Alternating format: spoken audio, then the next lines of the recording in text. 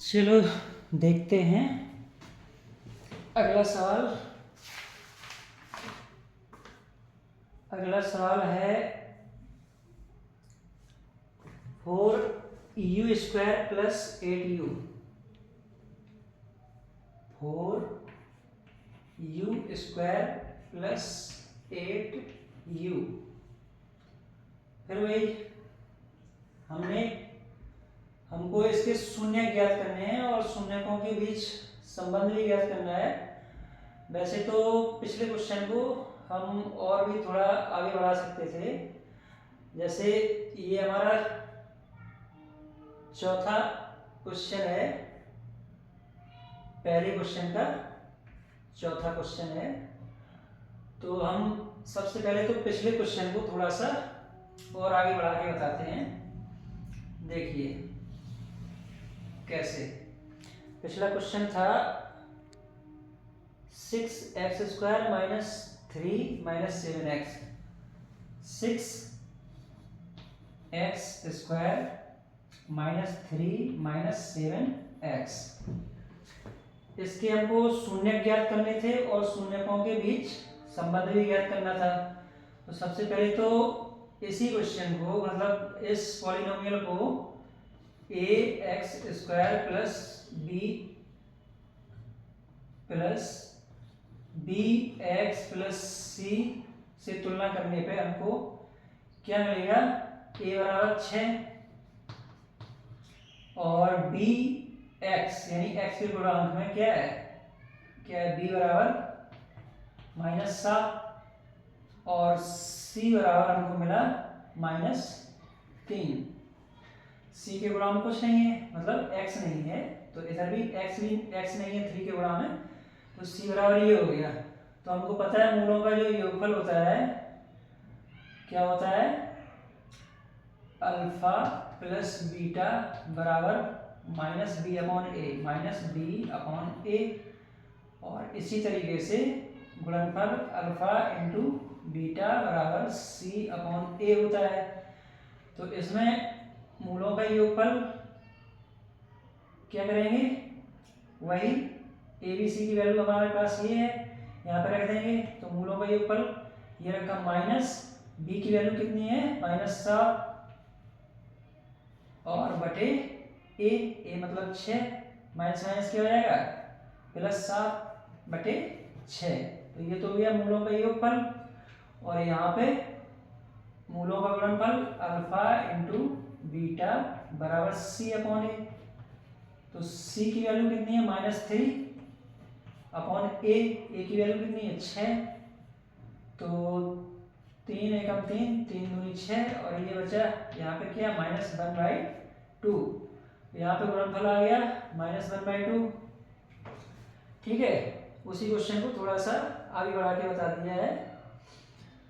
तो ये मूलों के बीच हमारा संबंध भी हो गया प्राप्त। और इसी तरीके से इस क्वेश्चन को हम देखते हैं। सबसे पहले तो इसके शून्य ज्ञात करने हैं। शून्य यानी इसके मूल। तो हमने इसको मान लिया बराबर इसको 0 के बराबर। तो हमने इसमें कॉमन क्या आ रहा है? 4u कॉमन ले लिया, तो इससे में बचा u प्लस 4 दूनी 8 बराबर 0। 4u और यहाँ पे u प्लस 2 बराबर 0। चलो कोई बात नहीं, इसको डिवाइड में ले जाएंगे तो u प्लस 2 बराबर 0। तो u बराबर क्या हो जाएगा? -2। और इसी तरीके से इसके बराबर भी 0, 4u बराबर 0। तो u बराबर 0। तो हमें एक शून्य ये मिला, एक शून्य ये मिला। ठीक है, अब हम यहाँ पे मूलों का योगफल संबंध याद करना है ना। मूलों के बीच में संबंध, यानी कि इसके शून्यकों के बीच संबंध याद करना है। तो वही चीज इसको हम किससे तोलते हैं? उससे ax² plus bx plus c। तो इसमें हमें a बराबर क्या मिलेगा? 4 और b बराबर क्या मिलेगा 8 और c बराबर क्या मिलेगा कुछ नहीं मतलब 0, c बराबर 0 मिला। ठीक है, तो मूलों का योगफल हमको क्या मिलेगा अल्फा प्लस बीटा बराबर माइनस बी अपॉन ए। ये फॉर्मूला है। तो माइनस बी की वैल्यू कितनी है 8 अपॉन ए मतलब 4 दूनी 8 बचा क्या हमारा -2। मूलों का योगफल हो गया और मूलों का गुणनफल अल्फा इंटू बीटा बराबर सी अपॉन ए होता है। तो सी की वैल्यू कितनी है 0/4 क्या मिला हमको बराबर 0। तो अल्फा इंटू बीटा बराबर क्या मिला 0। मूलों का गुणनफल भी 0 मिला और योगफल मिला -2। तो इसी तरीके से हमारे जो u के जो दो मान आए थे, एक ये u1 कह दो इसको और u2 इसको कह दो थोड़ी देर के लिए। वैसे तो u के बराबर ही होंगे लेकिन हम इन्हीं को मूल मान लेते हैं 1 2 पहला और दूसरा। ठीक है, ऐसा मान लिया, ऐसा भी मान सकते हैं लिख करके। ठीक है, लेकिन सभी इन दोनों ये जो दो वैल्यू हैं वो u के बराबर ही होंगी।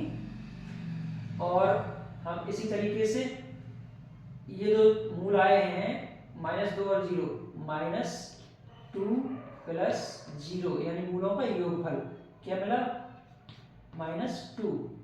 ये अल्फा प्लस बीटा बराबर ये मिला -2। देखो इधर भी अल्फा प्लस बीटा बराबर -2 और मूलों का गुणनफल अल्फा इंटू बीटा।